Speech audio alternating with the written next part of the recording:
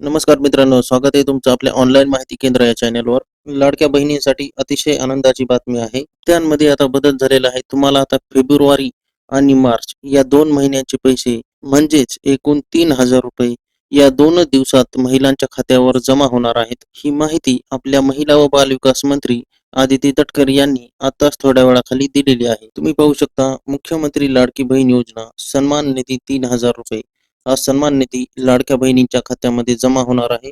हा सन्मान निधी 2 महिन्यांचा असणार आहे. मुख्यमंत्री माझी लाडकी बहीण योजनेअंतर्गत सर्व पात्र लाभार्थी महिलांना फेब्रुवारी व मार्च महिन्याचा सन्मान निधी महिला दिनाच्या पूर्वसंध्येला मिळणार आहे. तसेच सर्व पात्र लाभार्थ्यांच्या बँक खात्यात 2 महिन्यांच्या लाभाचे म्हणजेच एकूण 3,000 रुपये जमा होणार आहेत.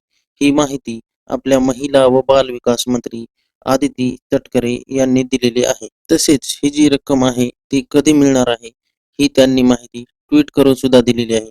ते पण आता आपण पाहणार आहोत. महिला दिनाच्या पूर्वसंध्येला मुख्यमंत्री माझी लाडकी बहीण योजनेअंतर्गत सर्व पात्र लाभार्थ्यांना फेब्रुवारी व मार्च महिन्याचा लाभ दिला जाणार आहे.